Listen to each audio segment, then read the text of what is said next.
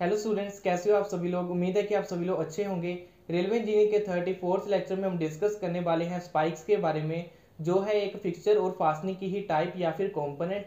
इस लेक्चर में हम देखेंगे कि एक्चुअली स्पाइक्स क्या होते हैं, इसके क्या टाइप्स होते हैं और रिक्वायरमेंट क्या होती है इसकी। तो चलिए बिना टाइम वेस्ट किए इस लेक्चर को शुरू करते हैं और डिटेल में पढ़ते हैं स्पाइक्स और उसके कुछ टाइप्स के बारे में with the help of the diagram.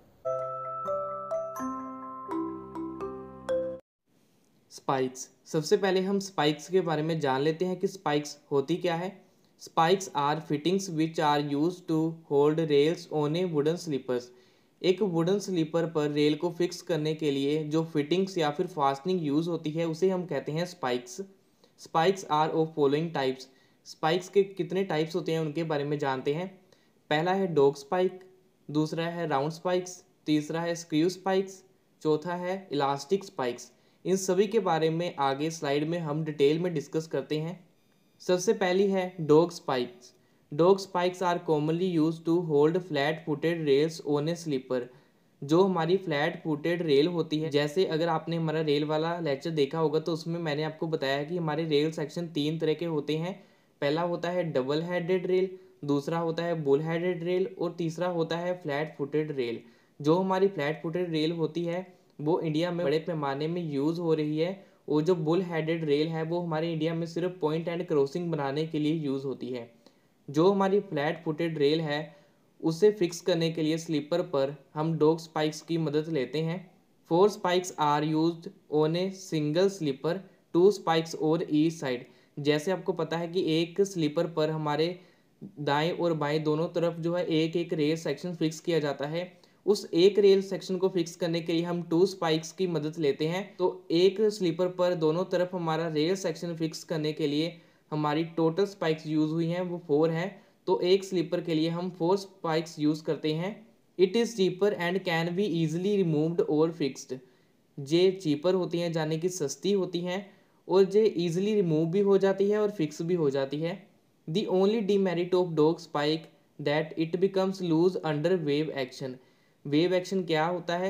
Wave action होता है जब हमारी एक ट्रेन रेस्ट में होती है तो वो उसकी व्हील की वजह से, व्हील लोड की वजह से जो हमारे ट्रेन रेल सेक्शन का सरफेस होता है उस पर स्लाइड डिप्रेशन यानी कि छोटा सा डिप्रेशन पड़ जाता है। जब हम हमारी रेल जो है मोशन में आती है, मूव करती है आगे की तरफ, तो वो डिप्रेशन भी जो है व्हील के साथ साथ मूव करता है, जो कि एक वेव मोशन क्रिएट करता है। उसे ही हम वेव एक्शन कहते हैं। अगर आप इसके बारे में डिटेल में जानना चाहते हैं तो आप हमारे करीब वाला लेक्चर देख लीजिए, जिसका लिंक भी आपको डिस्क्रिप्शन में मिल जाएगा। तो वहाँ पर जाकर आप वेव एक्शन को अच्छे से समझ सकते हो, क्योंकि जे क्रीप का ही एक पार्ट है।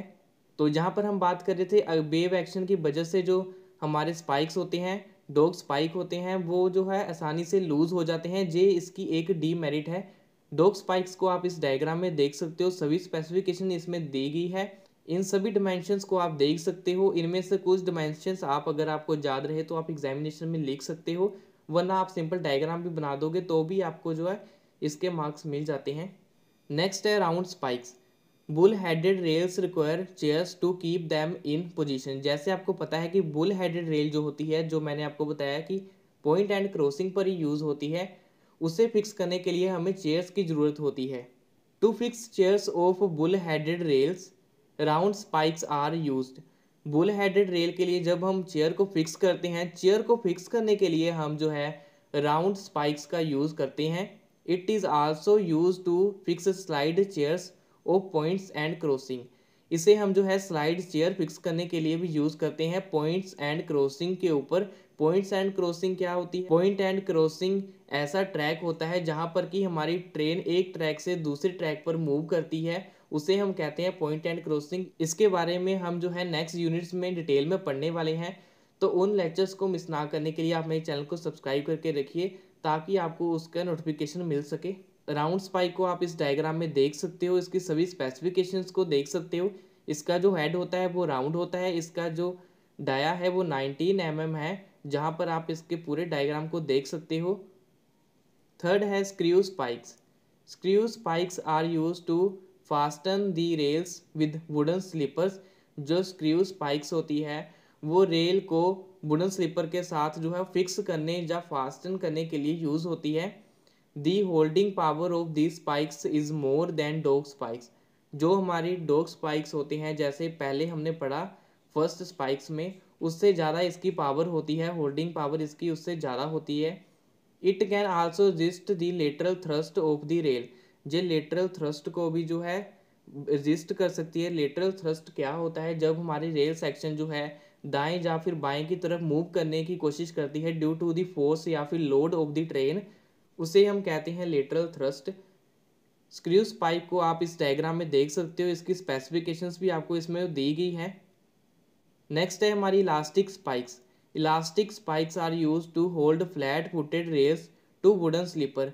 इसे भी हम जो है फ्लैट फुटेड रेल को वुडन स्लीपर पर फिक्स करने के लिए या होल्ड करने के लिए इस्तेमाल करते हैं।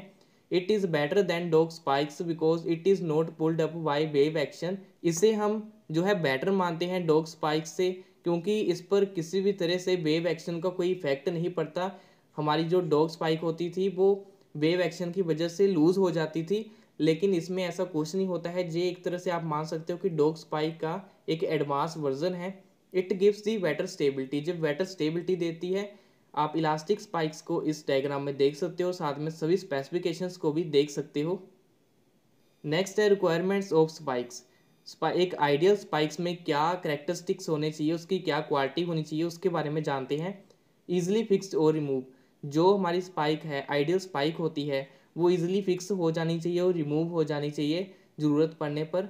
इकोनॉमिकल इन कॉस्ट, उसकी कॉस्ट इकोनॉमिकल होनी चाहिए, यानी कि ना तो ज़्यादा महंगी, जो हमारे बजट में आ सके, प्रोजेक्ट कॉस्ट को इंक्रीज़ ना करे, ऐसी उसकी कॉस्ट होनी चाहिए। Hold rail and bearing plate properly. हमारी जो स्पाइक है, एक आइडियल स्पाइक होती है, वो रेल को अच्छी तरह से होल्ड करके रखे और बेयरिंग प्लेट को भी अच्छी तरह से अपनी पोजीशन पर बनाए रखे। Require less maintenance. Ideal spike जो होती है उसे लेस मेंटेनेंस की ज़रूरत पड़ती है, इसलिए हमारी स्पाइक में जो क्वालिटी होनी चाहिए कि उसकी लेस मेंटेनेंस करनी पड़े हमें। Bear vibration of moving train. हमारी जो आइडियल स्पाइक है वो आसानी से जो है रजिस्ट कर सके वाइब्रेशन जो कि मूविंग ट्रेन की होती है। इसके इफेक्ट से वो उस लूज़ नहीं होनी चाहिए, अपनी पोजीशन में स्टेबल रहनी चाहिए। मुझे उम्मीद है कि ये लेक्चर आपको समझ आया होगा। अगर आपका इससे कोई क्वेश्चन है, क्वेरी है, तो आप नीचे कमेंट कर सकते हो, उसका रिप्लाई करने की मैं कोशिश करूंगा। साथ में इस लेक्चर में यूज है सभी नोट्स का लिंक आपको डिस्क्रिप्शन में मिल जाएगा। रेलवे इंजीनियरिंग के सभी प्रीवियस लेक्चर्स को मिलाकर हमने एक प्लेलिस्ट बनाई है, जिसका लिंक भी आपको डिस्क्रिप्शन में मिल जाएगा। वहां पर क्लिक करके आप हमारी सभी रेलवे इंजीनियरिंग से रिलेटेड वीडियोस को देख सकते हो। नेक्स्ट लेक्चर में हम डिस्कस करने वाले हैं एक अनदर टाइप, जो कि है फिक्सचर और फास्टनिंग की, जो कि है बोल्ट। तो उस लेक्चर को मिस ना करने के लिए, साथ में और भी सिविल इंजीनियरिंग से रिलेटेड वीडियोस देखने के लिए आप मेरे चैनल को सब्सक्राइब कर लीजिए, साथ में बेल आइकन पर क्लिक कीजिए ताकि आपको नई वीडियो को नोटिफिकेशन मिल सके। Thank you.